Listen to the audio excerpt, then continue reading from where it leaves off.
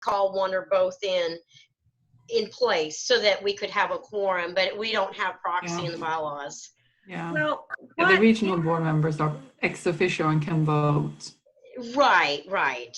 Yeah. So I guess we need to look at that next time when revision or review time comes up, because Good thinking. I mean, we never thought at that time we'd be in the middle of a pandemic. So, right. So let me offer this up then, because we need, we especially at least need to talk about possibly adding Saturday hours, because that would be before, unless we want to put that off until after our September meeting. As it is, we pushed it back past Labor Day to see how things go with school. oh, and we meet 2 weeks after that, or a week after that. And yeah. so that could be tabled, but I do think we need to vote and talk about the fact that if we have to close because one of the staff members comes in contact, Yes. for 2 weeks. I mean, I think that that's a common sense thing, but if we have a policy, then our community, we can say that we're following the adopted policy. So maybe we could vote by email on that. Everybody's got it. Yeah. Got a copy of our, and I said effective immediately. And I'd like to have that in place by the end of this week, only because I would as well. With I think the Springs, email voting is fine.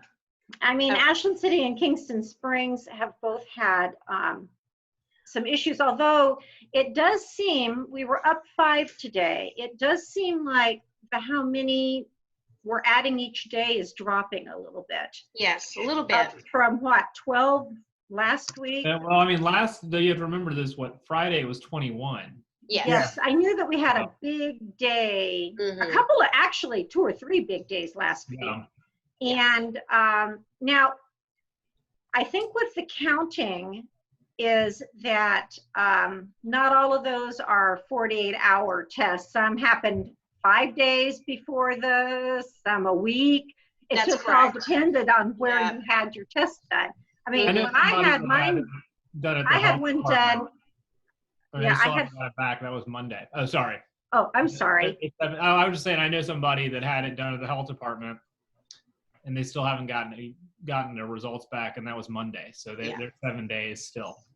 Yeah, and I can tell you, because I witnessed that every day, the line of cars, they're only testing from 9 to 11, and they've rerouted it to Bell Street for safety reasons, because more and more people are being tested every day, and the line of cars is just unbelievable. Even though the time frame is testing from 9 to 11, it's usually 12 or a little after before they've gotten every car through. And I also know that it was getting to be too much for operations on the health department. Tony, you're the mayor, so you may be of Kingston Springs, so you may already be aware that they've subcontracted healthcare professionals to come down here, and they've kind of set up headquarters in the lower level of the health department in the conference room. That's their headquarters. They're working out of that. It's helping to relieve some of the health department staff, because Cheatham County is a small health department. It's not like they have a massive staff, but you all would not believe the lines of cars just that wrap around and go on to Bell Street every single day. It's really something to see. Wow. Well, I'll tell you the secret that I've learned recently. I've not tested because I've not been exposed, but our neighbors, their daughter is a nurse. She was exposed. She gave CPR to somebody that she found out later had COVID. Does have COVID, and she tested, but because they had seen her grandson at their house of the week prior, even though the dates didn't match up, they still needed to get tested. He works for the Opry. He went to the Vanderbilt walk-in clinic in Belmead. All Vanderbilt clinics send their data, their samples to Vanderbilt's own lab. He got his results back in 22 hours. Wow, that's amazing. So that's the trick for anybody who's able. It is not necessarily free. He said that his insurance paid for it, but maybe an out-of-pocket cost for some of us. So I had a procedure at Centennial Surgery Center on June 16th. And so that was Tuesday. I went Saturday to a place in Nashville that the doctor's office sent me. And I had the results Monday, so 48 hours, because they had to have the results before, the day before, but you have to get in this window because they don't want you to do it too soon because it's too far from your procedure. So yes, I didn't want to do all that prep and find out that it was negative. I mean, that it was positive and I wasn't going to get to do the test. But so I got mine back pretty quickly. But it doesn't matter where you have the test done. The results are sent to your county's Your county. So those are, and it is not pleasant. If you do not have to do it, No. I think I still suffer headaches from it. Wow. It is very uncomfortable, and I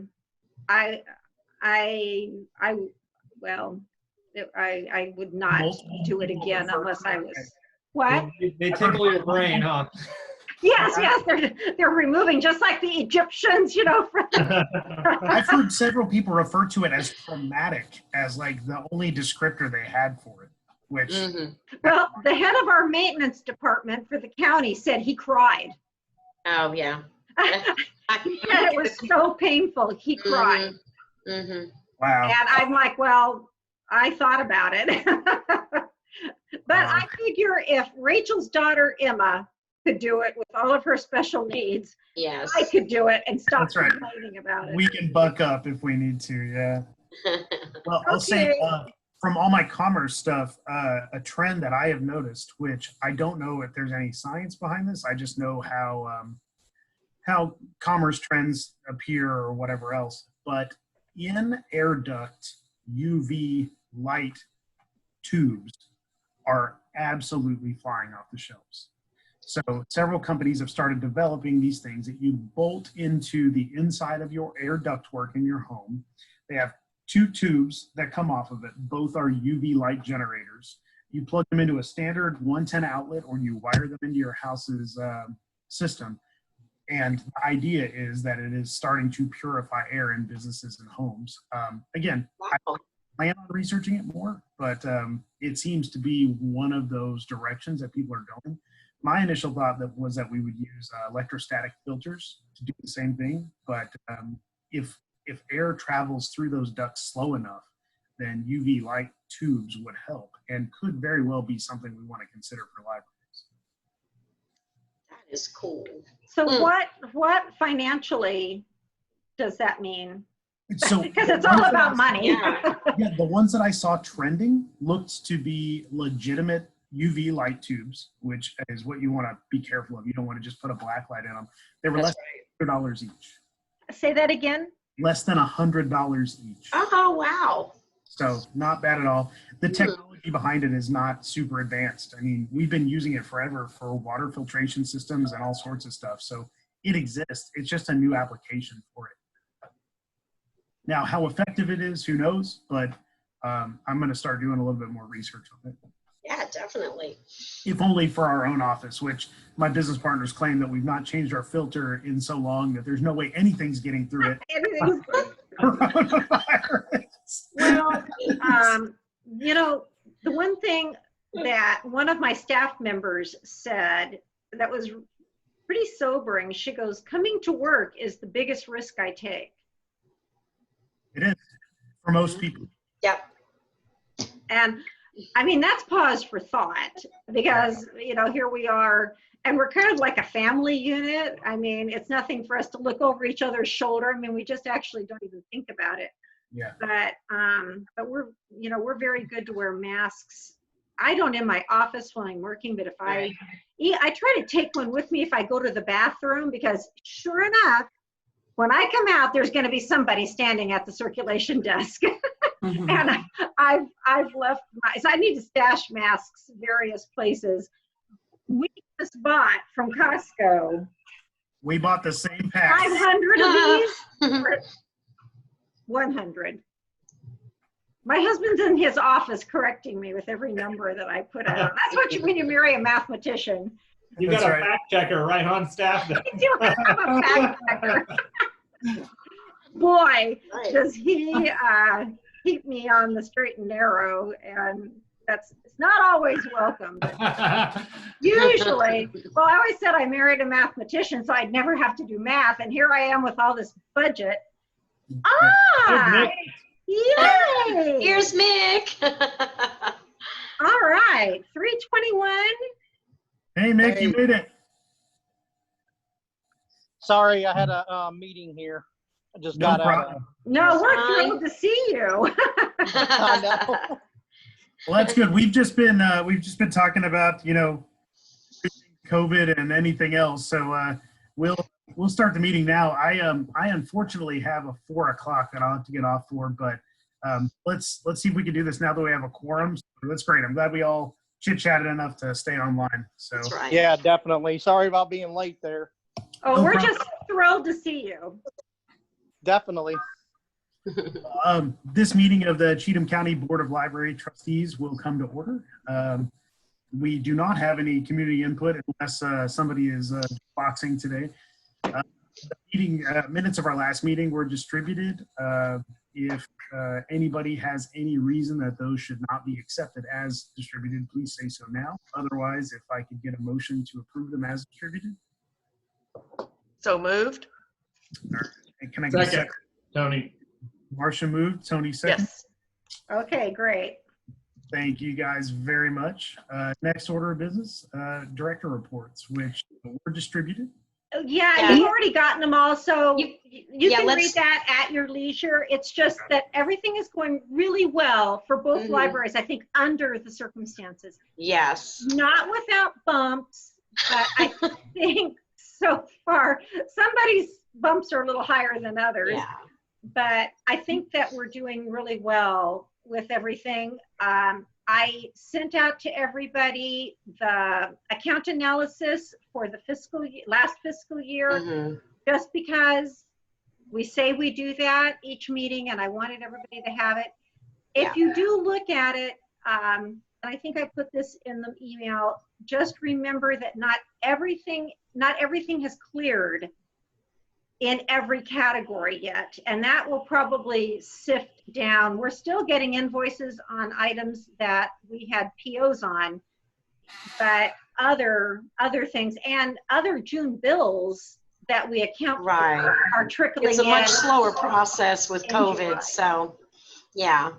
But I think the important thing for May and I to both emphasize is that we always, when it's all said and done, appropriated money is spent first, and everything else, donations, fines and fees, things like that, kind of cover any.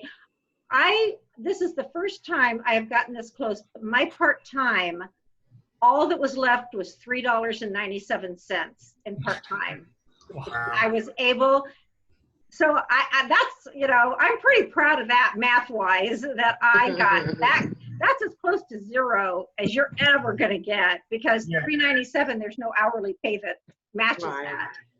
So I looked at that and I'm like, phew. And mine will be zero once my budget amendment posts on the next report, because we actually came up $87 short. So I moved money out of fines and fees to cover that. Right on. Well, thank you guys for sending those out. Yeah, you're welcome. Yes. And I enjoyed the director's reports. I read them over lunch today. So thank you. You're welcome. Give you indigestion. We worked hard on those. My staff is like, just finish it already. Same here. Well, thank you guys for overcoming the challenge put in front of you. It does not go without notice. Thank you. I will say our patrons are so happy. We have one gentleman that is in every day, Monday, Wednesday, and Friday, and sometimes 2 times in one day. He is so thrilled we're open. That's awesome. Well, thank you. Cecilia, do you have a regional report you'd like to share? I do. I don't know if maybe May can or maybe Janet can share it. If not, I'll just going to read it. I did send it out to them this afternoon, but I think we'll just. Do you want to review? Do you want? I can pull it up on my screen, but I don't know how to get it on the meeting. Well, I can just read it. It's fine. Okay. So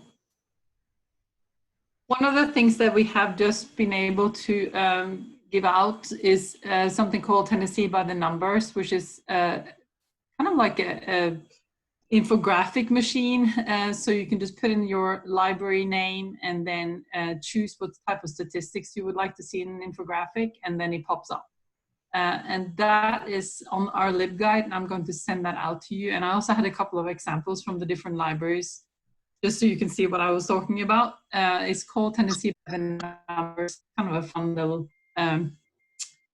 infographic machine, as I call it. And it's just something that makes it a little bit easier for you guys to bring maybe to your governing board, governing body if you need that, just to show them what you're doing.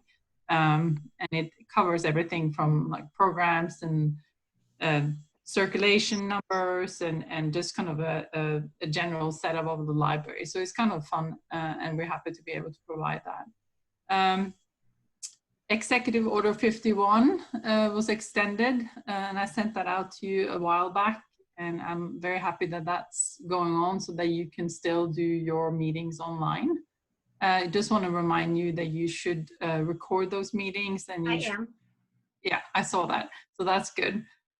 Just make sure that you record it, and also that you have a public notice and give the public the ability to access those meetings without any issues. So if there are any like password or anything like that that they need, that should also be in that notice.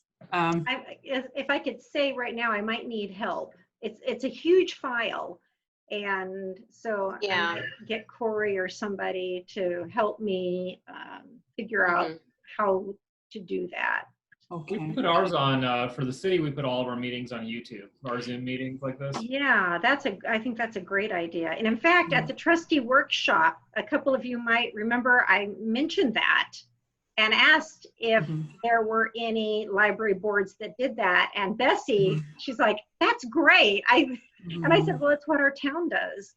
And she and so you know, that's the recording though, right? No, it's live. It's live. Okay, cool. Well, we put the recording on YouTube, but then we offer a link, basically a public link to participate in the Zoom meeting. So everybody, because we have to allow public participation. So we have public participation, and you can watch it live through the Zoom link. And then after the meeting's done, we record it and post it to the town YouTube page. Yeah, that sounds like a great way to do it. And Well, Janet, I think that sounds great. At least the South Cheatham Library has a Gmail account, because I had to use to tie it to the Google Analytics account that's sitting behind the website. I will look up the username and password for that. Because you have a Google account, you already have a YouTube account. So I can show you how to upload that. And just you dragging the file up to it, and I log in and rename it or whatever else, however we want to do it. It's pretty simple once you get into it. Can we do that with our minutes also, Corey?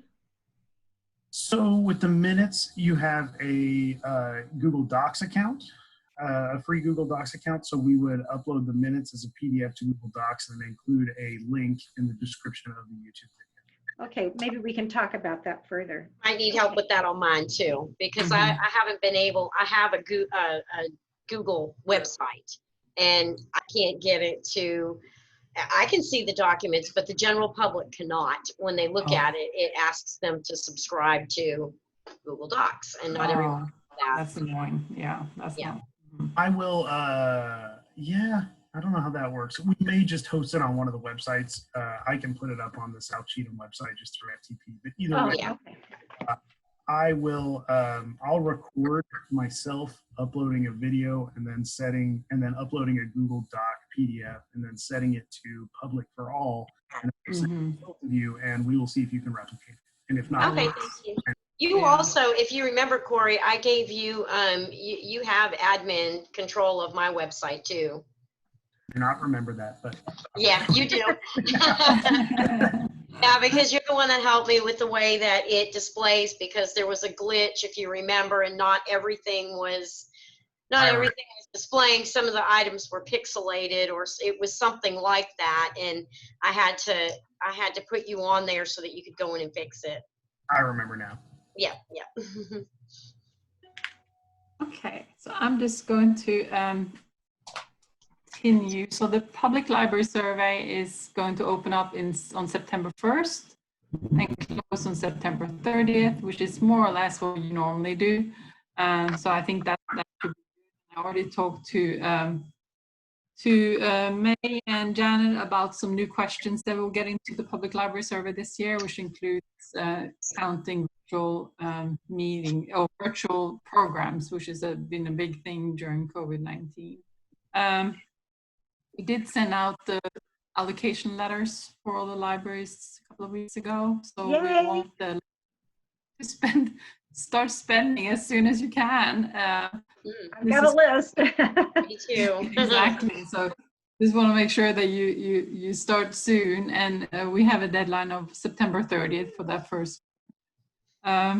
We did the libraries just finished Title VI survey and a Title VI certification form, and that was due this week, so they've already done it. But we're taking that opportunity to talk about diversity in general. We just had our first of 2 roundtables with the directors this morning. So Janet was on that meeting. We talked a little bit about recruitment to the library board, and a little bit about recruitment of staff, and possibly starting to look beyond what our normal areas of recruitment normally is. We usually put it on the TLA website and listservs and just places that we normally put library jobs. We're trying to expand that a little bit to see if we can reach groups that we haven't reached before.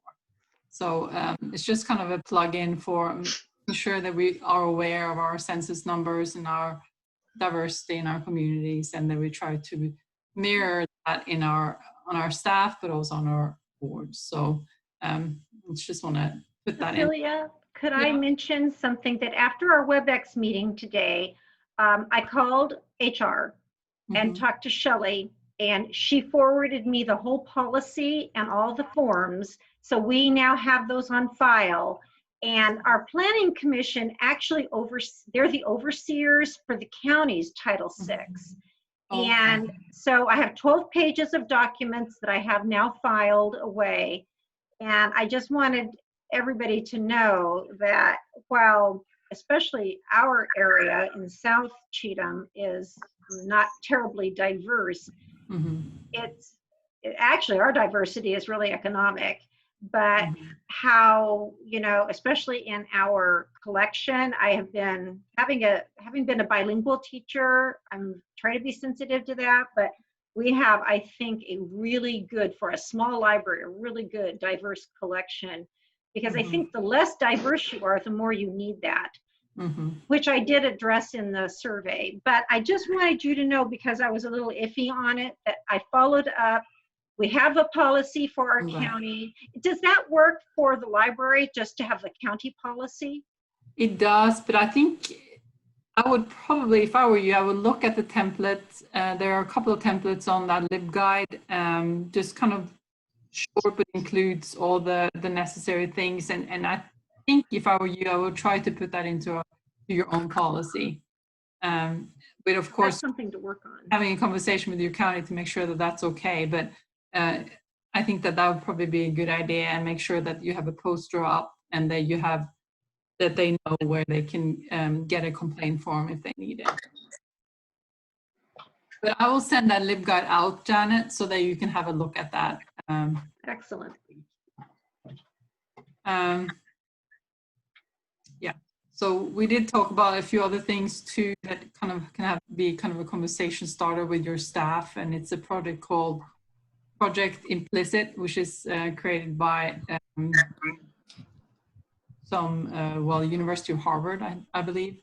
And it's just an interesting way to start a conversation about how our implicit biases form our opinions and how we act in our community. So it's a big conversation, and we just took Title VI as kind of a starting point, but I think it's a good opportunity for us to have some conversations that we don't have. And another thing is that the summer reading conference is going to be virtual this year. So October 20th will be the date for that. We do have a new regional board chair. Her name is Marianne Jordan. She's from Stewart County Public Library. So she will be leading Patrick and David on the regional board. So we're excited about that. Marianne has been on the board for many years, but she's now stepping up to become chair on the regional board. So that's great. Maintenance of effort form was sent out a couple of weeks ago. So I'm excited to see what comes back from that. We did send out a waiver form too in case the library needs it. I hope you don't, but if you do, there is a waiver form already created for you, just for you to fill out. The library board appointment form is also something that we would like for you to look at. Out to Janet and May this afternoon. I actually just received it, but if you can have a look at that to make sure that that's up to date, that would be great too. And I think for your board, you're probably okay. We just want to make sure that we have the right contact information for each of the board members, and that we have the correct term limits and stuff like that for all of you. Just before our meeting, I was sent out a document that is called Support Ranking by County. And I think I gave that to you a couple of years ago, and they've just updated for this year. And that's a document that shows each county and compares them to how they rank when it comes to how much they appropriate to the library in comparison to how much income, per capita income in the county. So it's an interesting document, and it's showing that Cheatham is ranked number 60. I think it's 97, 96 counties. I'm not 95 counties. 95 counties, yeah. Thank you. So kind of not the highest, not the lowest, but I'll send that whole document out to you so you can have a look at it and see how you're doing. It looks like these are based on 2019 and 2019-20 numbers. So looks like the local funding for you guys were 316,000. So anyway, you might want to have a look at that. I'll send that out to you so you can have it's an Excel sheet, so you should be able to sort it and look at it in different ways. But I thought that was kind of interesting. We are having some training sessions coming up in the next few months, but I only put down a couple here because we are going to have to be quite flexible this year when it comes to when and how we're going to do these training sessions. So the first one that is coming up is actually next week, is a directors roundtable, and that's May is going to be included in that one. Janet did this one this morning. And then on September 8th, we have a session with Andrea. I think her name is Andrea Fanta, and she's from Nashville Public Library, and she's going to talk to us about public relations. So Andrea and I went to college together. Really? Yeah, Andrea, pretty cool. Is that okay? So I don't have, who said that? Tony. Oh, Tony, I did. Yeah, I had you all gone. So that's so cool. Is she great? I heard that she's good. Yeah. Andrea and I were both political science majors at Belmont. So yeah. Really? I'm too a political science major. That's great. Yeah, we heard so many good things about her. So I think she's going to do a really good job for us. And I think for the libraries, I think that's going to be very one. So she's coming, but we don't know exactly how that's going to look like. It is going to be a hybrid model of people being in our office and some people doing WebEx, or if we'll, however we're going to do it. We'll just have to be flexible, but it's kind of taking 1 month at a time right now. So September 8th is the next big in-service we are going to have in some format.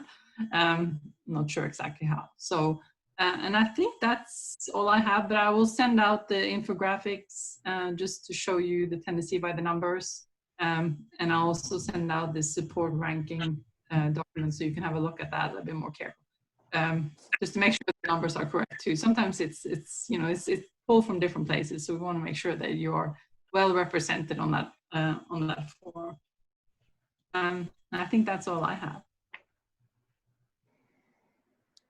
Thanks, Cecilia. Well, let's move into old business. Looks like on our agenda, website statement for libraries, board meeting minutes available upon request. I know we just briefly talked about that. Is that just something that we want to put up on both websites as just a simple bar notice, or? Well, I think we already covered it just earlier when Tony offered the solution to getting the meetings to the public, because Janet and I were just a little conflicted upon how do we get it out there when, for her website, she's, like she said, she would need help with that. And for mine, it being a free Google site, you're really limited to what you can put on it. But I think that issue's solved now. Yeah. I mean, I put in the minutes that Corey will help us post a link. I will. Yes, I will do. yeah, That works. that's We'll knock it good. out. And we'll develop a system to do it from now into the future. Okay. All righty. Well, that moves us on to new business, unless there's any last minute business. New business, review phase 2 reopening plan for libraries, discussion, phase 2 part B, increasing fees by offering Saturday hours 10 a.m. to 2 p.m. I'm not sure if that needs any elaboration, but if anybody would like to briefly talk on it before we vote on it, I don't think it's going to be something that's going to be a long vote. We really want to do that because right now we're not open for patrons that work. Yeah. And those of you that know Rachel, her kids are in Metro. She's homeschooling them, and that would give her some opportunity to actually work. I mean, we've got to be thinking about our budget and using our part-time. And she's only going to be available evenings and weekends. So she'll probably take a couple of the Saturdays. Good. And yeah, Janet and I wanted to start that after Labor Day, because it would just make total sense. I mean, that's when school starts. And maybe we can make a caveat that, pending a smooth start to the school system. Right. Leave it contingent upon that. Yeah. Well, and I think that's going to be, we'll discuss that in your response plan as well. I think that obviously could affect what we're about to do here. But, from my perspective, I see very little downside to that. I've taken this as you guys are the directors. If that's when you want to be open, I'm not going to stand in the way of it. But is anyone else part of our quorum opposed to that? No, not at all. All right. Well, can I get somebody to motion for the make a motion? open? So moved. Second, Tony. All right. All in favor? Aye. Aye. Anyone opposed? Motion passes. So Corey, if you want to follow Executive Order 51 exactly, you need. I do, and I suck at this. And you have to do a roll call every time. I must. So okay, so I know I've done enough of these meetings now that I know that every single time it's that annoying roll call. So the reason, that's something that I've considered through the Roberts rules, and I've tried to streamline them and whatnot. But I know that I've noticed Janet taking notes for everybody that comes in, and so I don't do a physical roll call, but I know that they always wind up on the minute, so I just kind of let it go. Well, and normally it would be okay to just do it that, but with the doing it on Zoom, that was one of the stipulations that you're supposed to do a roll call vote every single time. All right. Well, I don't know that it really matters. I just thought I'd throw that out there to be annoying. No, you're not annoying at all. Like, it's one of those things that, like, we're trying to do this the best we can, and if we can't make some simple changes like calling a roll and like covering our butts, I think we've got some to do. So no, dude, and I want to hear about that because you are far more steeped in this environment than I am. I'm the best board chair by any stretch. So well, you know, if you go to a commission meeting, they go around twice and they can rescind and change their vote from yay to nay. Yeah, they can change. I had never seen before. Really? Wow. I mean, think like Congress, when they vote, they have a period that they can vote during. It's like they set a time limit, and they can change their vote 100 times if they wanted to in that period. So insane. The clock runs out. That's kind of with the commission, I happen to know. Yes. One of the things that's written into their rules that they do that. It's not something that's automatically a Robert's Rules kind of thing. That's right. Also, the commission allows the chair to have a vote, and that is normally way against Robert's Rules of Order. Yes. But that is written into the commission's rules that the chair can vote. Yeah, it's in their charter. Yeah. Yeah. Wow. Well, you know what? Let's set a precedent and take roll. I will call myself. Corey Foster is present. Oh, are you voting yes or no, or? Oh. No, I was just taking a going to do roll a call roll call. vote. Let's retroactively do one. Tony, you're technically the secretary. You could call the names, but except for you're I voting could too. Call the names. Yeah. Yeah. Okay. Don did that. So yeah. So are we voting? Or is this on the motion in the second? No, we've already motioned, so I'm retroactively calling roll or thinking. This is your yay vote. Oh. Oh, so you're saying that calling roll is part of the yay vote? It's not. No. So what you would do is all I was saying, and I know we're getting close to the end here, but when on the online format, part of the kind of things you have to do along with Executive Order 51, which allows us to do the online meetings, is because it's in this online format, you can do a yay or nay vote in a regular meeting, and that would be fine. If we were all sitting in the library right now, that'd be completely fine. But since we're in this thing now, the recommended practice is to do a roll call vote for every vote. So when there's a motion and a second, that's why I said my name every time. So like if you make a motion, you should say the motion. Like I motion, I make a motion, I move to do such and such, and then you say your name. So I'd say I move to do whatever, Tony. And then you'd say second, Corey. And that would be the motion in the second. And then I guess since I'm the secretary, I could call the roll, or one of the Janet or May could call the roll since we're the voting members, and so you do a yay or nay vote for every single motion. Yeah, that's part of kind of what they want to do with the. Yeah. So we will have to be doing this the next meeting since we'll be live.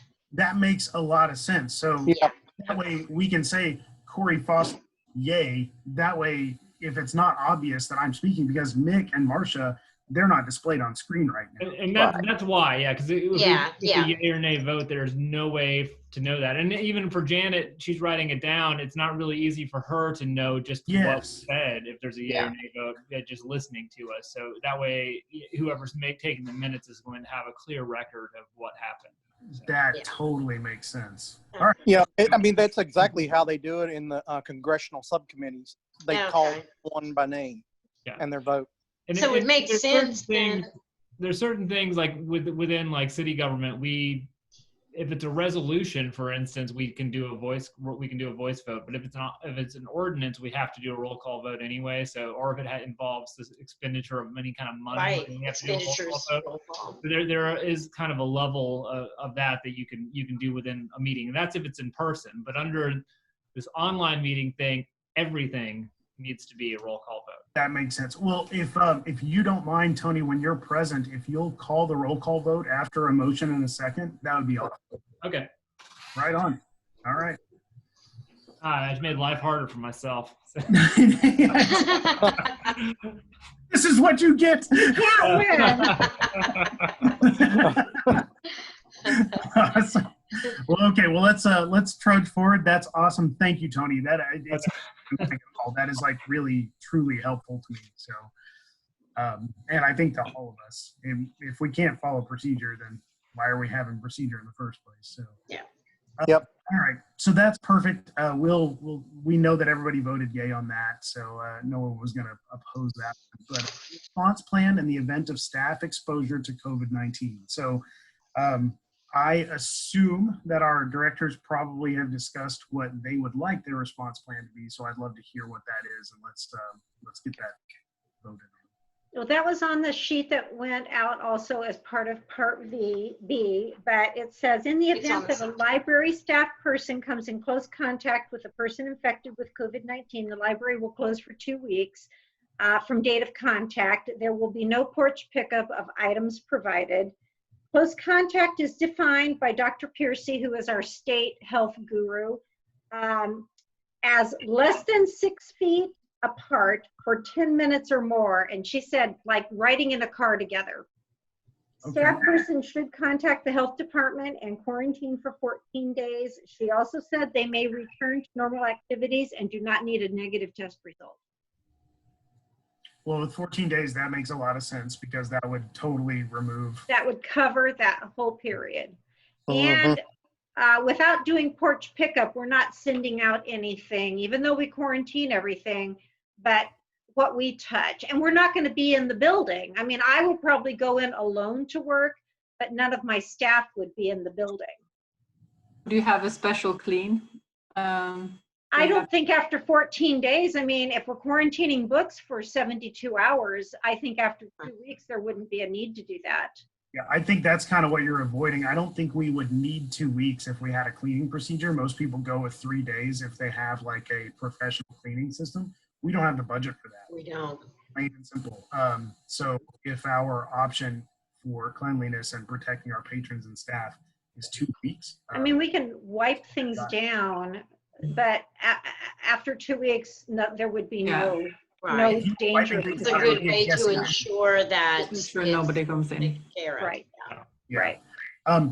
Hey, this is Marcia. How about the event that an employee is positive? I Is think that going to be the exact same procedure? That would be the same thing, yeah. Okay, just clarifying. Yes, yeah, because in that case, even if there's not close contact, we know that that employee has come in contact with a lot of the same things. That's right. Employees would be in contact with, so it would be considered close contact, at least by our standards.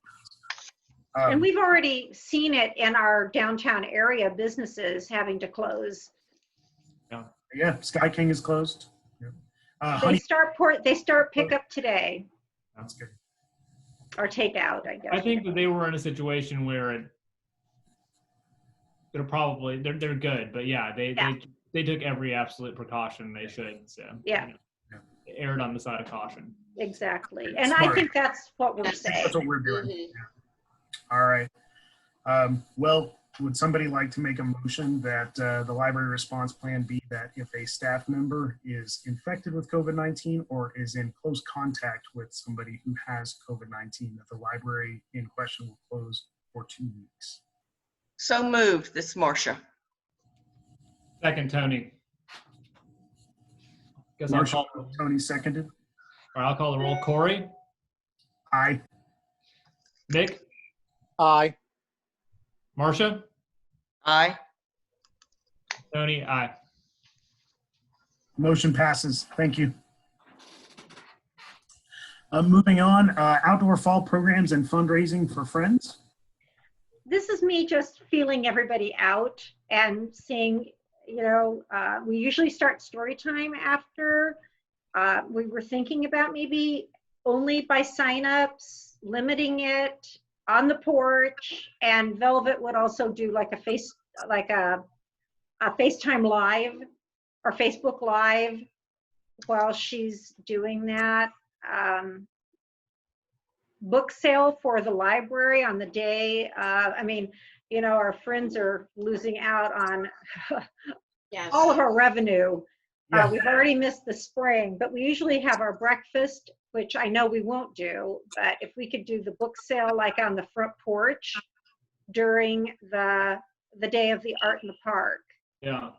Or sometime in October. It wouldn't even have to be that day.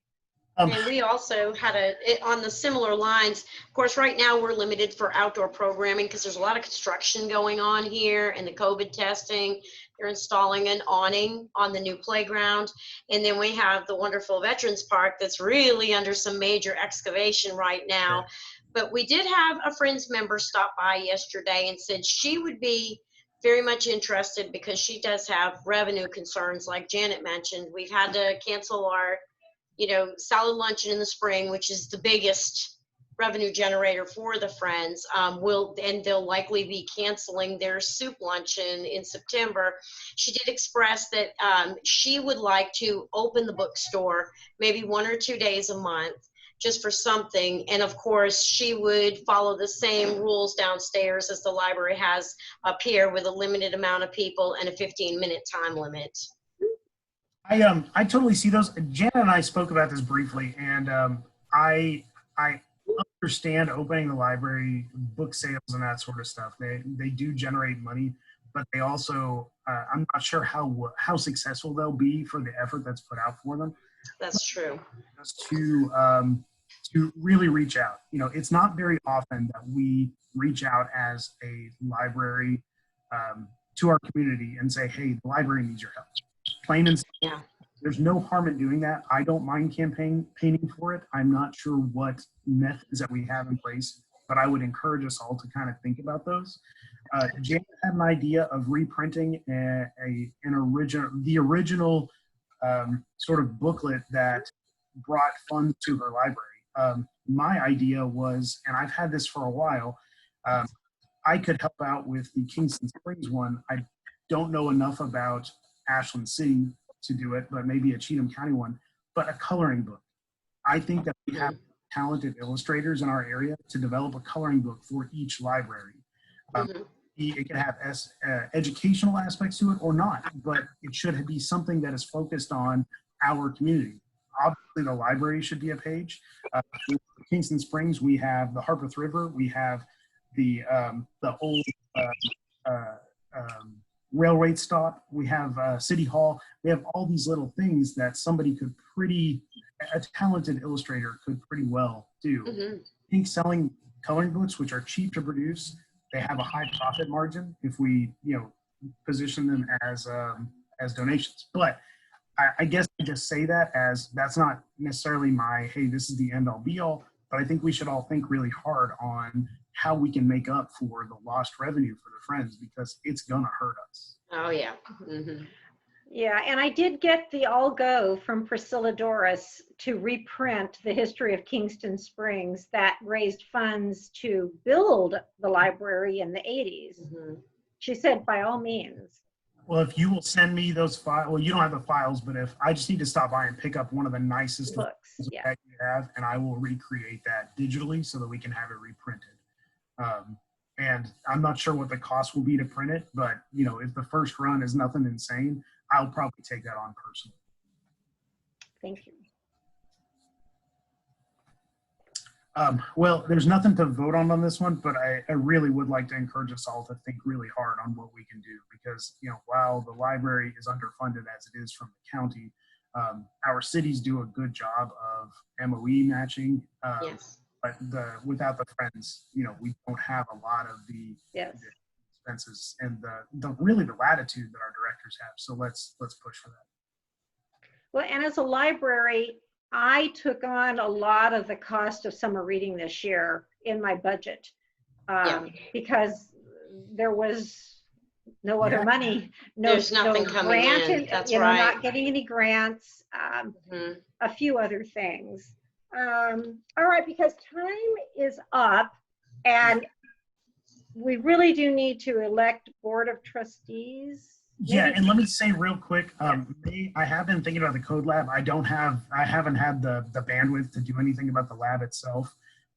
And I need to reach out. Unfortunately, our county lawyer and our county mayor is a little over. Right. And he's not here, so yeah, we might as well just defer that because he's not here to offer any input today, so. It's one of those Table that to situations where we get them September. out, Mhm. But yeah, Yep. let's table that. Yep. And try to do a little bit more thinking, and hopefully we get a little bit more breathing room to talk to lawyers and try to get something drawn up to just give them notice of, hey, Chiga, you got to get out. We need. Yeah. All right, so elect Board of Trustees officers. This only happens once every so often, so I do not know the proceedings for this. I Take think- nominations or? Sorry, say again, Tony? I was wondering, do you maybe just open it up for nominations or? I think that's it. Are we re-electing the chairman as? I think last year we just reelected everybody. Yeah, I've sat. It was a last time we did it, the board did a block vote, which is allowable in our bylaws. They asked one another if they were satisfied with the current positions. They did a block vote and continued on for this cycle that's how they did it the last time. And I will say, like, I am happy continuing being chairman, but at the same time, I do not want to deny that opportunity from someone else who may be so desired. I nominate Corey to continue as the. Thank you, Tony. Because what's really Marcia, fun I'll is to second that nominate somebody that's nomination. not here. So that's- Yeah, that would be the best, right? I've done that So before. nominated. Yeah, no. All right, so unless there's any opposition, I see no reason to shuffle any of our things, unless, Mick, you desire to have a different position. Or Actually, I'm good where I am. okay. Marcia? Repeat again, please. I think I lost that train of thought. Oh, no, I was just saying that unless you have opposition or you wish to have a different position on the board, we will. Oh, no, I'm all in favor of you just keeping on. I will do my best, as I always do. All righty then. All's just short enough to be sufficient.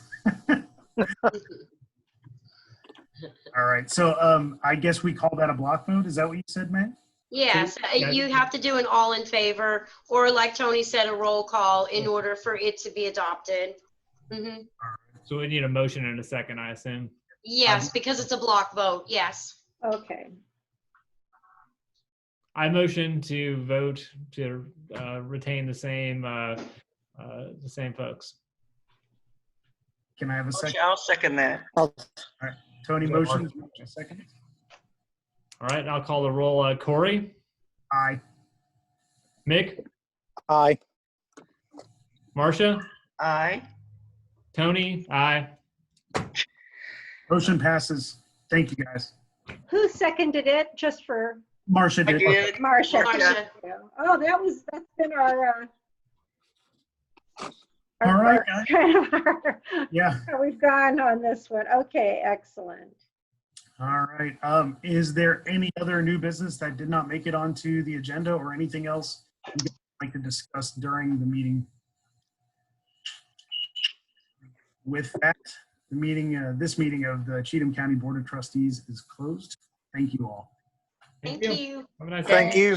Y'all have a Thank good you, night. everybody. We appreciate Tony, you and your support. Tony, real quick, Talk to you later. even though none of us Talk to can y'all vote later.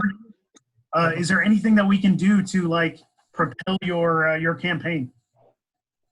Oh, I don't know if this is an appropriate conversation, but We've adjourned. Yeah, we've adjourned. The yeah, we've meeting's over. adjourned. Yeah, just tell people to vote, and I'd appreciate that if they live in Yeah. city limits. Yeah. So far, That's actually, we Hey, may I'll- not have a contested race. I don't know. It depends on if everybody turns in their petitions or not. So, but Well, appreciate Tony, it. I will Yeah. offer any design services you need. I know you've got your old stuff from previous campaigns, but if you Yeah. need any design work or anything like that, do not hesitate, man. I will knock it out. Well, we do have one that's not related to my campaign that we might be interested. Is we want to get some we want to do a South Cheatham Striders logo. Oh, I would love to do that for you guys. And Cole's gonna silk screen the shirts and all. We're gonna do something. It's gonna be kind of like, we're gonna do it in some kind of like 70s gym class style uniform. So Keep on trucking. There you go. Because I lived in the 70s. Great. Send me your thoughts and ideas through email, and I'll work something up because that sounds awesome. And Sticker Mule has started making these like psychedelic, almost like rainbow sheen types of sticker decals too, which are just amazing. Cool. Yeah, I just actually ordered some bumper stickers from them. So yeah, that's the first time I dealt with Sticker Mule, but it's really cool. And they run awesome deals. This Dragon Stalker logo was from them, and it was like, I got a roll of 50 of them for $29. This has been through the dip 4 times already, and it's not peeling or anything. It's amazing.